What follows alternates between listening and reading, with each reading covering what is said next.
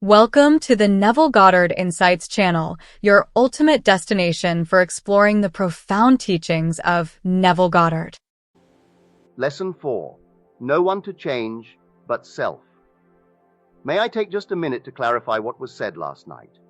A lady felt from what I said last night that I am anti-one nation.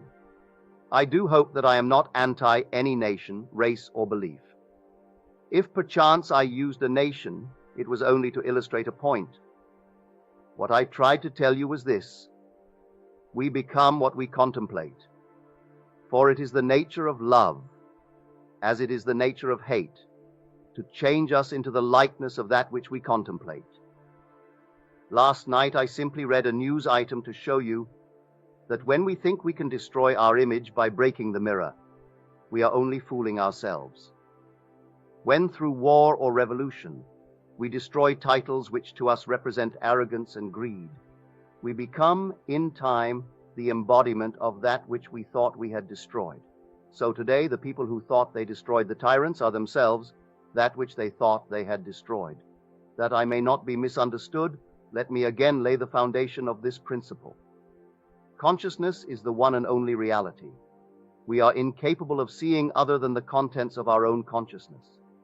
Therefore, hate betrays us in the hour of victory and condemns us to be that which we condemn. All conquest results in an exchange of characteristics, so that conquerors become like the conquered foe. We hate others for the evil which is in ourselves. Races, nations, and religious groups have lived for centuries in intimate hostility, and it is the nature of hatred, as it is the nature of love, to change us into the likeness of that which we contemplate. Nations act toward other nations as their own citizens act toward each other. When slavery exists in a state and that nation attacks another, it is with intent to enslave. When there is a fierce economic competition between citizen and citizen, then in war with another nation, the object of the war is to destroy the trade of the enemy. Wars of domination are brought about by the will of those who within a state are dominant over the fortunes of the rest. We radiate the world that surrounds us by the intensity of our imagination and feeling. But in this third-dimensional world of ours, time beats slowly, and so we do not always observe the relationship of the visible world to our inner nature. Now that is really what I meant. I thought I had said it. That I may not be misunderstood, that is my principle. You and I can contemplate an ideal and become it by falling in love with it. On the other hand, we can contemplate something we heartily dislike, and by condemning it, we will become it. But because of the slowness of time in this three-dimensional world, when we do become what we contemplated, we have forgotten that formerly we set out to worship or destroy it.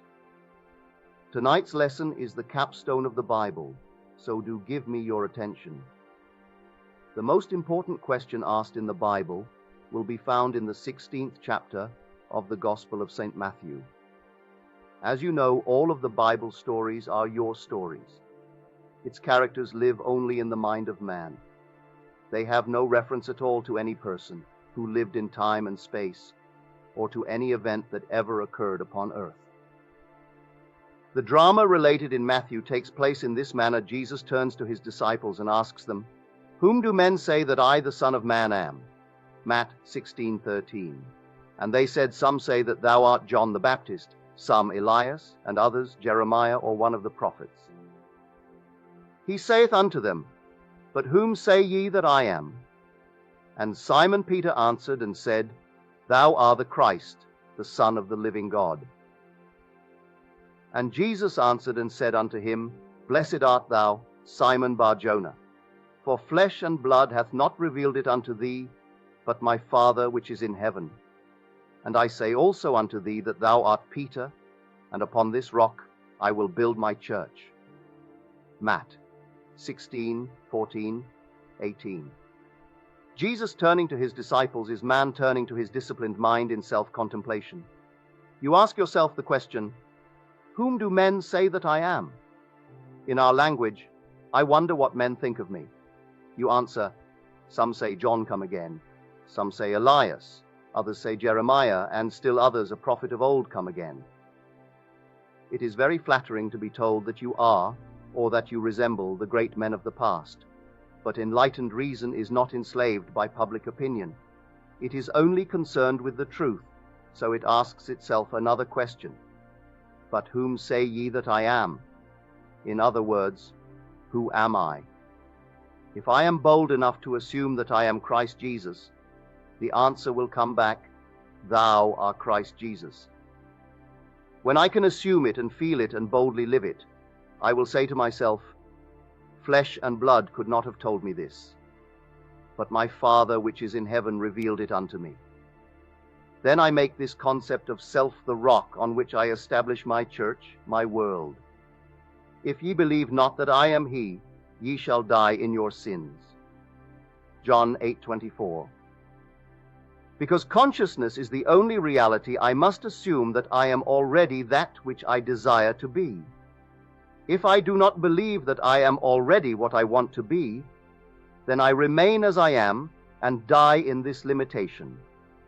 Man is always looking for some prop on which to lean. He is always looking for some excuse to justify failure. This revelation gives man no excuse for failure. His concept of himself is the cause of all the circumstances of his life. All changes must first come from within himself. And if he does not change on the outside, it is because he has not changed within. But man does not like to feel that he is solely responsible for the conditions of his life. From that time, many of his disciples went back and walked no more with him. Then said Jesus unto the 12, Will ye also go away? Then Simon Peter answered him, Lord, to whom shall we go? Thou hast the words of eternal life. John 6:66-68. I may not like what I have just heard, that I must turn to my own consciousness as to the only reality, the only foundation on which all phenomena can be explained. It was easier living when I could blame another. It was much easier living when I could blame society for my ills, or point a finger across the sea, and blame another nation.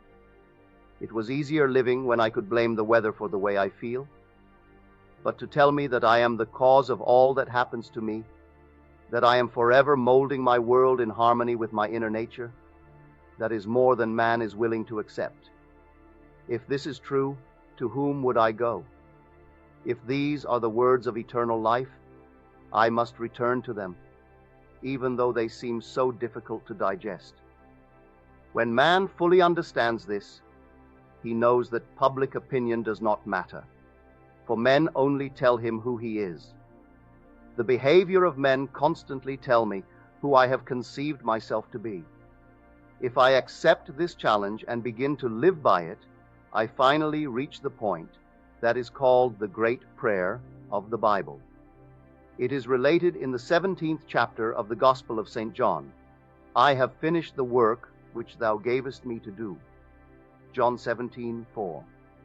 And now, O Father, glorify thou me with thine own self, with the glory which I had with thee before the world was.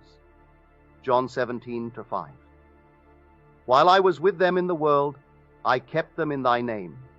Those that thou gavest me I have kept, and none of them is lost, but the son of perdition. John 17:12. It is impossible for anything to be lost. In this divine economy, nothing can be lost.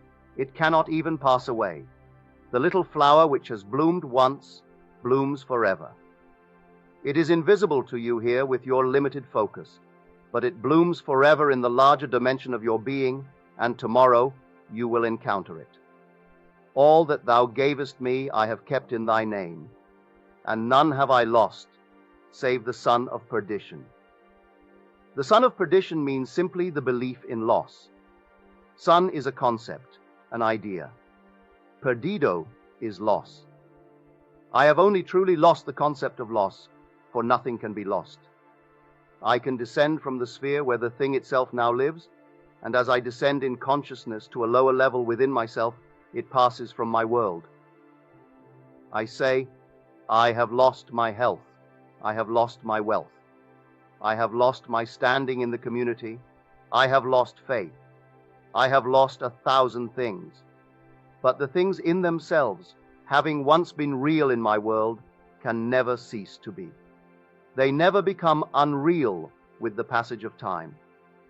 I, by my descent in consciousness to a lower level, cause these things to disappear from my sight, and I say, they have gone. They are finished as far as my world goes. All I need do is to ascend to the level where they are eternal, and they once more objectify themselves and appear as realities within my world. The crux of the whole 17th chapter of the Gospel of St. John is found in the 19th verse. And for their sake I sanctify myself, that they also might be sanctified through the truth. Heretofore I thought I could change others through effort. Now I know I cannot change another unless I first change myself. To change another within my world, I must first change my concept of that other. And to do it best, I change my concept of self. For it was the concept I held of self that made me see others as I did. Had I a noble, dignified concept of myself, I never could have seen the unlovely in others.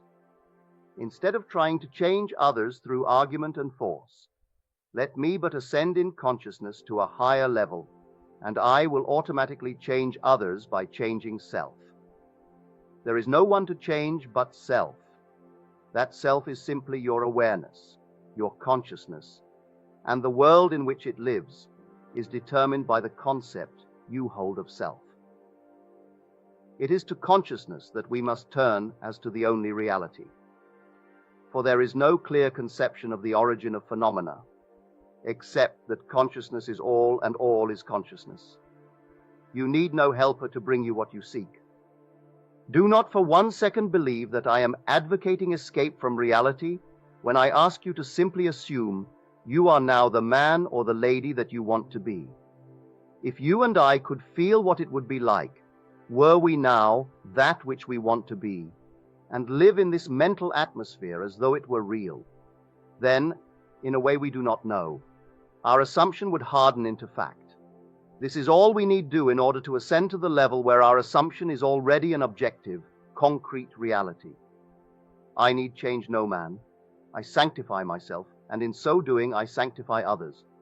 To the pure all things are pure. There is nothing unclean of itself, but to him that esteemeth anything to be unclean, to him it is unclean. Rom 14:14. There is nothing in itself unclean, but you, by your concept of self, see things either clean or unclean. I and my Father are one. John 10:30. If I do not the works of my Father, believe me not. But if I do, though ye believe not me, believe the works, that ye may know and believe that the Father is in me, and I in him. John 10:37-38. He made himself one with God, and thought it not strange or robbery to do the works of God. You always bear fruit in harmony with what you are. It is the most natural thing in the world for a pear tree to bear pears, an apple tree to bear apples, and for man to mold the circumstances of his life in harmony with his inner nature. I am the vine, ye are the branches. John 15:5. A branch has no life save it be rooted in the vine. All I need do to change the fruit is to change the vine. You have no life in my world save that I am conscious of you. You are rooted in me, and, like fruit, you bear witness of the vine that I am. There is no reality in the world other than your consciousness. Although you may now seem to be what you do not want to be, all you need do to change it, and to prove the change by circumstances in your world, is to quietly assume that you are that which you now want to be, and in a way you do not know you will become it. There is no other way to change this world. I am the way. My I amness, my consciousness, is the way by which I change my world. As I change my concept of self, I change my world. When men and women help or hinder us, they only play the part that we, by our concept of self, wrote for them, and they play it automatically. They must play the parts they are playing because we are what we are. You will change the world only when you become the embodiment of that which you want the world to be. You have but one gift in this world that is truly yours to give, and that is yourself. Unless you yourself are that which you want the world to be, you will never see it in this world. Except ye believe not that I am he, ye shall die in your sins. John 8:24. Do you know that no two in this room live in the same world? We are going home to different worlds tonight. We close our doors on entirely different worlds. We rise tomorrow and go to work, where we meet each other and meet others. But we live in different mental worlds, different physical worlds. I can only give what I am. I have no other gift to give. If I want the world to be perfect, and who does not, I have failed only because I did not know that I could never see it perfect until I myself become perfect. If I am not perfect, I cannot see perfection, but the day that I become it, I beautify my world because I see it through my own eyes. Unto the pure all things are pure. Titus 1:15. No two here can tell me that you have heard the same message any one night. The one thing that you must do is hear what I say through that which you are. It must be filtered through your prejudices, your superstitions, and your concept of self. Whatever you are, it must come through that, and be colored by what you are. If you are disturbed, and you would like me to be something other than what I appear to be, then you must be that which you want me to be. We must become the thing that we want others to be, or we will never see them be it. Your consciousness, my consciousness, is the only true foundation in the world. This is that which is called Peter in the Bible, not a man. This faithfulness that cannot turn to anyone, that cannot be flattered when you are told by men, you are John, come again. That is very flattering to be told you are John the Baptist, come again, or the great prophet Elias or Jeremiah. Then I deafen my ears to this very flattering little bit of news men would give me, and I ask myself, but honestly, who am I? If I can deny the limitations of my birth, my environment, and the belief that I am but an extension of my family tree, and feel within myself that I am Christ, and sustain this assumption until it takes a central place and forms the habitual center of my energy, I will do the works attributed to Jesus.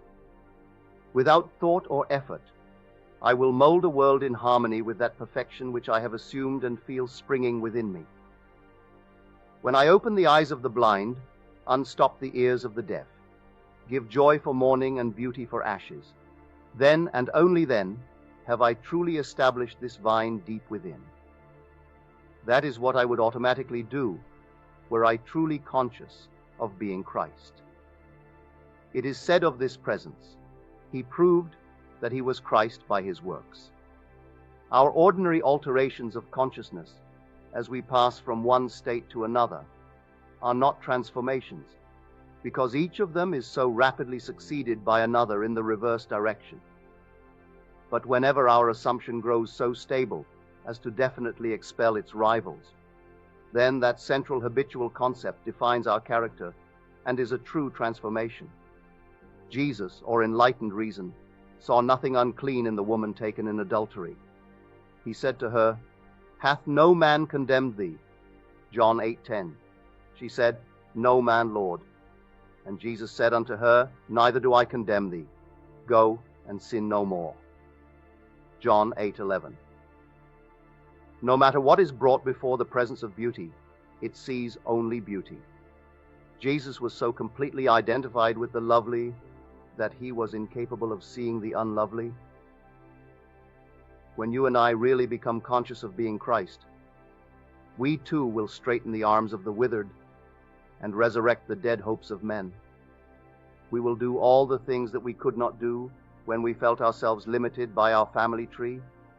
It is a bold step and should not be taken lightly, because to do it is to die.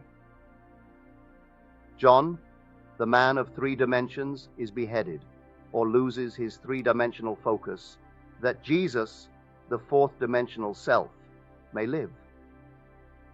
Any enlargement of our concept of self, involves a somewhat painful parting with strongly rooted hereditary conceptions. The ligaments are strong that hold us in the womb of conventional limitations. All that you formerly believed, you no longer believe. You know now that there is no power outside of your own consciousness. Therefore, you cannot turn to anyone outside of self. You have no ears for the suggestion that something else has power in it. You know the only reality is God, and God is your own consciousness. There is no other God.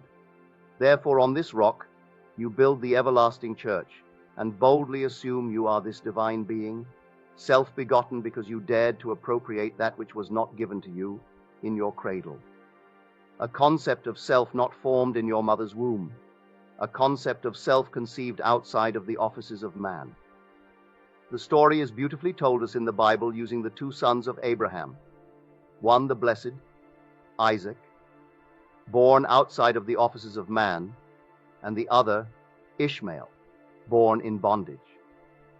Sarah was much too old to beget a child, so her husband Abraham went in unto the bondservant Hagar, the pilgrim, and she conceived of the old man and bore him a son called Ishmael.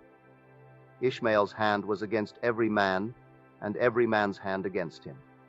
Every child born of woman is born into bondage, born into all that his environment represents, regardless of whether it be the throne of England, the White House, or any great place in the world. Every child born of woman is personified as this Ishmael, the child of Hagar. But asleep in every child is the blessed Isaac, who is born outside of the offices of man, and is born through faith alone. This second child has no earthly father. He is self-begotten. What is the second birth? I find myself man. I cannot go back into my mother's womb, and yet I must be born a second time. Except a man be born again, he cannot enter the kingdom of God. John 3:3. I quietly appropriate that which no man can give me, no woman can give me. I dare to assume that I am God. This must be of faith. This must be of promise. Then I become the blessed. I become Isaac. As I begin to do the things that only this presence could do, I know that I am born out of the limitations of Ishmael, and I have become heir to the kingdom. Ishmael could not inherit anything, although his father was Abraham, or God. Ishmael did not have both parents of the godly. His mother was Hagar the bondwoman, and so he could not partake of his father's estate. You are Abraham and Sarah, and contained within your own consciousness there is one waiting for recognition. In the Old Testament it is called Isaac, and in the New Testament it is called Jesus, and it is born without the aid of man. No man can tell you that you are Christ Jesus. No man can tell you and convince you that you are God. You must toy with the idea and wonder what it would be like to be God. No clear conception of the origin of phenomena is possible, except that consciousness is all and all is consciousness. Nothing can be evolved from man that was not potentially involved in his nature. The ideal we serve and hope to attain could never be evolved from us were it not potentially involved in our nature. Let me now retell and emphasize an experience of mine printed by me 2 years ago under the title, The Search. I think it will help you to understand this law of consciousness and show you that you have no one to change but self, for you are incapable of seeing other than the contents of your own consciousness. Once in an idle interval at sea, I meditated on the perfect state and wondered what I would be were I of too pure eyes to behold iniquity, if to me all things were pure, and were I without condemnation. As I became lost in this fiery brooding, I found myself lifted above the dark environment of the senses. So intense was feeling, I felt myself a being of fire dwelling in a body of air. Voices, as from a heavenly chorus, with the exaltation of those who had been conquerors in a conflict with death, were singing, "He is risen, he is risen." And intuitively, I knew they meant me. Then I seemed to be walking in the night. I soon came upon a scene that might have been the ancient pool of Bethesda. For in this place lay a great multitude of impotent folk, blind, halt, withered, waiting not for the moving of the water as of tradition, but waiting for me. As I came near, without thought or effort on my part, they were one after the other, molded as by the magician of the beautiful. Eyes, hands, feet, all missing members, were drawn from some invisible reservoir and molded in harmony with that perfection which I felt springing within me. When all were made perfect, the chorus exulted, "It is finished." I know this vision was the result of my intense meditation upon the idea of perfection, for my meditations invariably bring about union with the state contemplated. I had been so completely absorbed within the idea that for a while I had become what I contemplated, and the high purpose with which I had for that moment identified myself drew the companionship of high things and fashioned the vision in harmony with my inner nature. The ideal with which we are united works by association of ideas to awaken 1,000 moods, to create a drama in keeping with the central idea. My mystical experiences have convinced me that there is no way to bring about the perfection we seek other than by the transformation of ourselves. As soon as we succeed in transforming ourselves, the world will melt magically before our eyes and reshape itself in harmony with that which our transformation affirms.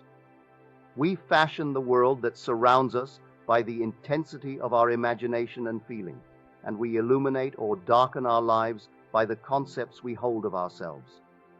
Nothing is more important to us than our conception of ourselves, and especially is true of our concept of the deep, dimensionally greater one within us. Those that help or hinder us, whether they know it or not, are the servants of that law which shapes outward circumstances in harmony with our inner nature. It is our conception of ourselves which frees or constrains us, though it may use material agencies to achieve its purpose. Because life molds the outer world to reflect the inner arrangement of our minds, there is no way of bringing about the outer perfection we seek other than by the transformation of ourselves. No help cometh from without. The hills to which we lift our eyes are those of an inner range. It is thus to our own consciousness that we must turn as to the only reality, the only foundation on which all phenomena can be explained. We can rely absolutely on the justice of this law to give us only that which is of the nature of ourselves. To attempt to change the world before we change our concept of ourselves is to struggle against the nature of things. There can be no outer change until there is first an inner change. As within, so without. I am not advocating philosophical indifference when I suggest that we should imagine ourselves as already that which we want to be, living in a mental atmosphere of greatness, rather than using physical means and arguments to bring about the desired changes. Everything we do, unaccompanied by a change of consciousness, is but futile readjustment of surfaces. However we toil or struggle, we can receive no more than our concepts of self-affirm. To protest against anything which happens to us is to protest against the law of our being and our rulership over our own destiny. The circumstances of my life are too closely related to my conception of myself not to have been formed by my own spirit from some dimensionally larger storehouse of my being. If there is pain to me in these happenings, I should look within myself for the cause, for I am moved here and there and made to live in a world in harmony with my concept of myself.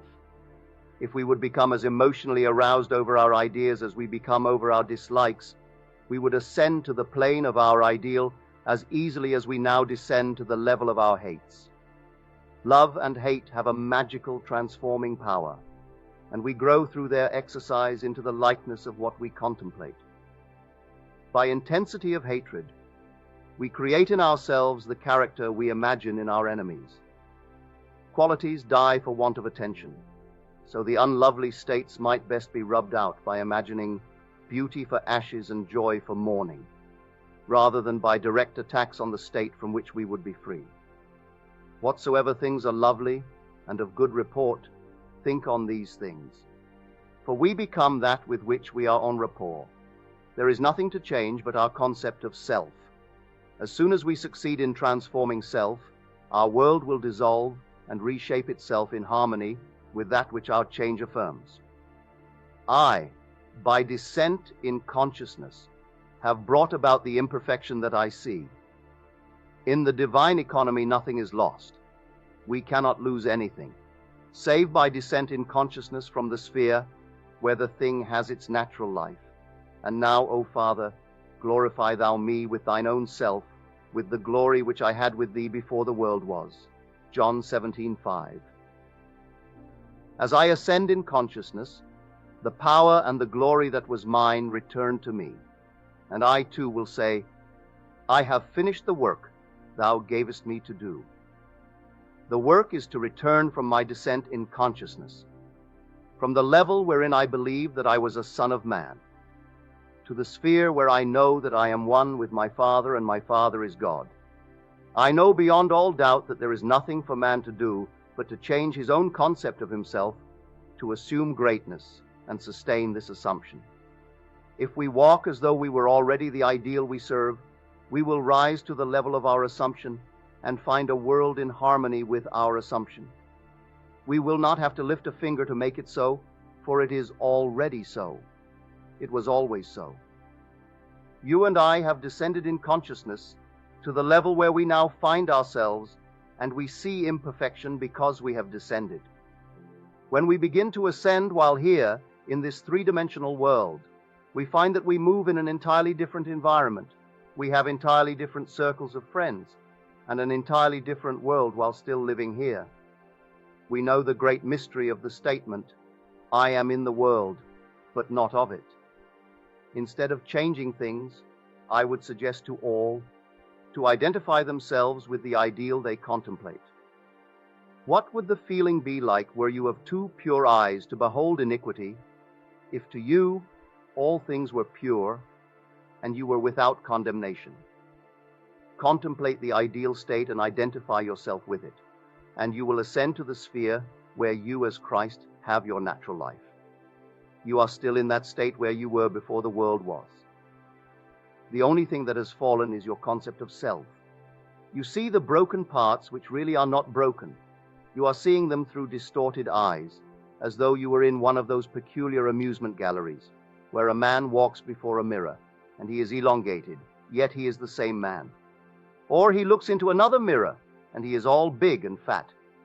These things are seen today because man is what he is. Toy with the idea of perfection. Ask no man to help you, but let the prayer of the 17th chapter of the Gospel of St. John be your prayer. Appropriate the state that was yours before the world was. Know the truth of the statement, none have I lost save the son of perdition. Nothing is lost in all my holy mountain. The only thing that you lose is the belief in loss or the son of perdition. And for their sake I sanctify myself, that they also might be sanctified through the truth. John 17:19. There is no one to change but self. All you need do to make men and women holy in this world is to make yourself holy. You are incapable of seeing anything that is unlovely when you establish within your own mind's eye the fact that you are lovely. It is far better to know this than to know anything else in the world. It takes courage, boundless courage, because many this night, after having heard this truth, will still be inclined to blame others for their predicament.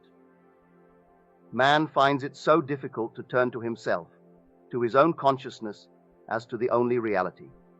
Listen to these words. No man can come to me, except the Father which hath sent me draw him. John 6:44. I and my Father are one. John 10:30. A man can receive nothing except it be given him from heaven. John 3:27. Therefore doth my Father love me, because I lay down my life that I might take it again. No man taketh it from me, but I lay it down of myself. John 10:17-18. You did not choose me, I have chosen you. My concept of myself molds a world in harmony with itself, and draws men to tell me constantly by their behavior who I am. The most important thing in this world to you is your concept of self. When you dislike your environment, the circumstances of life, and the behavior of men, ask yourself, who am I? It is your answer to this question. That is the cause of your dislikes. If you do not condemn self, there will be no man in your world to condemn you. If you are living in the consciousness of your ideal, you will see nothing to condemn.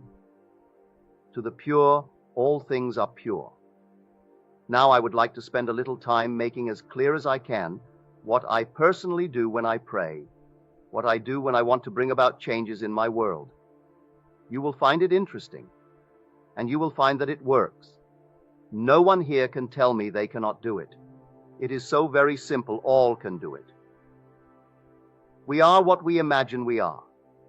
This technique is not difficult to follow, but you must want to do it.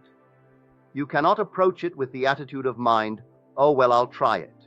You must want to do it, because the mainspring of action is desire. Desire is the mainspring of all action. Now what do I want? I must define my objective. For example, suppose I wanted now to be elsewhere. This very moment I really desire to be elsewhere. I need not go through the door. I need not sit down. I need do nothing but stand just where I am, and with my eyes closed assume that I am actually standing where I desire to be. Then I remain in this state until it has the feeling of reality. Were I now elsewhere, I could not see the world as I now see it from here. The world changes in its relationship to me as I change my position in space. So I stand right here, close my eyes, and imagine I am seeing what I would see were I there. I remain in it long enough to feel it to be real. I cannot touch the walls of this room from here, but when you close your eyes and become still, you can imagine and feel that you touch it. You can stand where you are and imagine you are putting your hand on that wall. To prove you really are, put it there and slide it up and feel the wood. You can imagine you are doing it without getting off your seat. You can do it, and you will actually feel it if you become still enough and intense enough. I stand where I am, and I allow the world that I want to see, and to enter physically, to come before me, as though I were there now. In other words, I bring elsewhere here by assuming that I am there. Is that clear? I let it come up. I do not make it come up. I simply imagine I am there and then let it happen. If I want a physical presence, I imagine he is standing here and I touch him. All through the Bible I find these suggestions. He placed his hands upon them. He touched them. If you want to comfort someone, what is the automatic feeling? To put your hand on them, you cannot resist it. You meet a friend, and the hand goes out automatically. You either shake hands or put your hand on his shoulder. Suppose you were now to meet a friend that you have not seen for a year, and he is a friend of whom you are very fond. What would you do? You would embrace him, wouldn't you? Or you would put your hand upon him. In your imagination, bring him close enough to put your hand upon him and feel him to be solidly real. Restrict the action to just that. You will be amazed at what happens. From then on, things begin to move. Your dimensionally greater self will inspire in all the ideas and actions necessary to bring you into physical contact. It works that way. Every day I put myself into the drowsy state. It is a very easy thing to do. But habit is a strange thing in man's world. It is not law, but habit acts as though it were the most compelling law in the world. We are creatures of habit. If you create an interval every day into which you put yourself into the drowsy state, say at 3 o'clock in the afternoon, do you know at that moment every day you will feel drowsy? You try it for 1 week and see if I am not right. You sit down for the purpose of creating a state akin to sleep, as though you were sleepy, but do not push the drowsiness too far.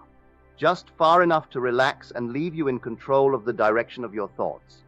You try it for 1 week, and every day at that hour, no matter what you are doing, you will hardly be able to keep your eyes open. If you know the hour when you will be free, you can create it. I would not suggest that you do it lightly, because you will feel very, very sleepy, and you may not want to. I have another way of praying. In this case, I always sit down, and I find the most comfortable armchair imaginable, or I lie flat on my back and relax completely. Make yourself comfortable. You must not be in any position where the body is distressed. Always put yourself into a position where you have the greatest ease. That is the first stage. To know what you want is the start of prayer. Secondly, you construct in your mind's eye one single little event which implies that you have realized your desire. I always let my mind roam on many things that could follow the answered prayer, and I single out one that is most likely to follow the fulfillment of my desire. One simple little thing like the shaking of a hand, embracing a person, the receiving of a letter, the writing of a check, or whatever would imply the fulfillment of your desire. After you have decided on the action, which implies that your desire has been realized, then sit in your nice comfortable chair or lie flat on your back. Close your eyes for the simple reason it helps to induce this state that borders on sleep. The minute you feel this lovely drowsy state, or the feeling of gathered togetherness, wherein you feel, I could move if I wanted to, but I do not want to. I could open my eyes if I wanted to, but I do not want to. When you get that feeling, you can be quite sure that you are in the perfect state to pray successfully. In this feeling, it is easy to touch anything in this world. You take the simple little restricted action, which implies fulfillment of your prayer, and you feel it or you enact it. Whatever it is, you enter into the action as though you were an actor in the part. You do not sit back and visualize yourself doing it. You do it. With the body immobilized, you imagine that the greater you inside the physical body is coming out of it, and that you are actually performing the proposed action. If you are going to walk, you imagine that you are walking. Do not see yourself walk. Feel that you are walking. If you are going to climb stairs, feel that you are climbing the stairs. Do not visualize yourself doing it. Feel yourself doing it. If you are going to shake a man's hand, do not visualize yourself shaking his hand. Imagine your friend is standing before you and shake his hand, but leave your physical hands immobilized and imagine that your greater hand, which is your imaginary hand, is actually shaking his hand. All you need do is to imagine that you are doing it. You are stretched out in time, and what you are doing, which seems to be a controlled daydream, is an actual act in the greater dimension of your being. You are actually encountering an event fourth dimensionally before you encounter it here in the 3 dimensions of space, and you do not have to raise a finger to bring that state to pass.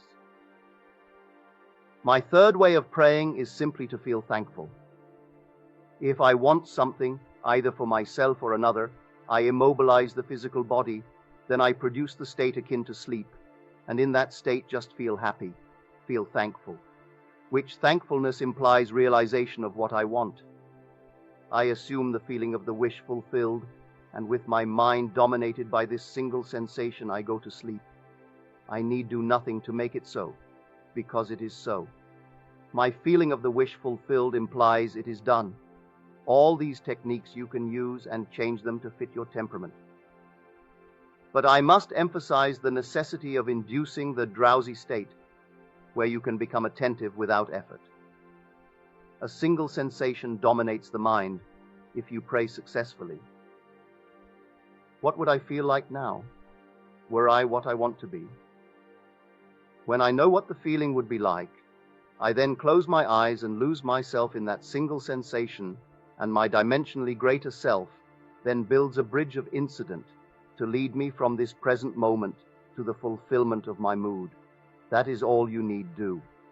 But people have a habit of slighting the importance of simple things. We are creatures of habit, and we are slowly learning to relinquish our previous concepts, but the things we formerly lived by still in some way influence our behavior. Here is a story from the Bible that illustrates my point. It is recorded that Jesus told his disciples to go to the crossroads, and there they would find a colt, a young colt, not yet ridden by a man. To bring the colt to him, and if any man ask, "Why do you take this colt?" say, "The Lord has need of it." They went to the crossroads and found the colt, and did exactly as they were told. They brought the unbridled ass to Jesus, and he rode it triumphantly into Jerusalem. The story has nothing to do with a man riding on a little colt. You are Jesus of the story. The colt is the mood you are going to assume. That is the living animal not yet ridden by you. What would the feeling be like were you to realize your desire? A new feeling like a young colt is a very difficult thing to ride unless you ride him with a disciplined mind. If I do not remain faithful to the mood, the young colt throws me off. Every time you become conscious that you are not faithful to this mood, you have been thrown from the colt. Discipline your mind that you may remain faithful to a high mood, and ride it triumphantly into Jerusalem, which is fulfillment, or the city of peace. This story precedes the feast of the Passover. If we would pass from our present state into that of our ideal, we must assume that we are already that which we desire to be and remain faithful to our assumption. For we must keep a high mood if we would walk with the highest. A fixed attitude of mind, a feeling that it is done, will make it so. If I walk as though it were, but every once in a while I look to see if it really is, then I fall off my mood or colt. If I would suspend judgment like Peter, I could walk on the water. Peter starts walking on the water, and then he begins to look unto his own understanding, and he begins to go down. The voice said, "Look up, Peter." Peter looks up and he rises again and continues walking on the water. Instead of looking down to see if this thing is really going to harden into fact, you simply know that it is already so. Sustain that mood, and you will ride the unbridled colt into the city of Jerusalem. All of us must learn to ride the animal straight into Jerusalem unassisted by a man. You do not need another to help you. The strange thing is that as we keep the high mood and do not fall, others cushion the blows. They spread the palm leaves before me to cushion my journey. I do not have to be concerned. The shocks will be softened as I move into the fulfillment of my desire. My high mood awakens in others the ideas and actions which tend towards the embodiment of my mood. If you walk faithful to a high mood, there will be no opposition and no competition. The test of a teacher or a teaching is to be found in the faithfulness of the taught. I am leaving here on Sunday night. Do remain faithful to this instruction. If you look for causes outside the consciousness of man, then I have not convinced you of the reality of consciousness. If you look for excuses for failure, you will always find them, for you find what you seek.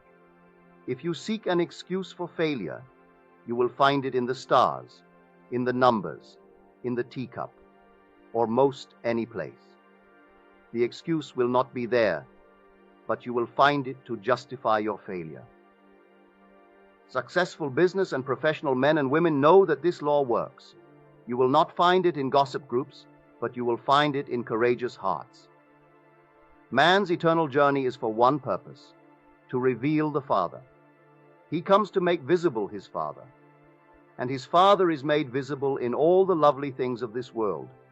All the things that are lovely, that are of good report, ride these things, and have no time for the unlovely in this world, regardless of what it is. Remain faithful to the knowledge that your consciousness, your I amness, your awareness of being aware of the only reality. It is the rock on which all phenomena can be explained. There is no explanation outside of that. I know of no clear conception of the origin of phenomena, save that consciousness is all and all is consciousness. That which you seek is already housed within you. Were it not now within you, eternity could not evolve it. No time stretch would be long enough to evolve what is not potentially involved in you. You simply let it into being by assuming that it is already visible in your world and remaining faithful to your assumption. It will harden into fact. Your Father has unnumbered ways of revealing your assumption. Fix this in your mind and always remember, an assumption, though false if sustained, will harden into fact. You and your Father are one, and your Father is everything that was, is, and will be. Therefore, that which you seek you already are. It can never be so far off as even to be near, for nearness implies separation. The great Pascal said, "You never would have sought me had you not already found me. What you now desire you already have, and you seek it only because you have already found it. You found it in the form of desire. It is just as real in the form of desire as it is going to be to your bodily organs.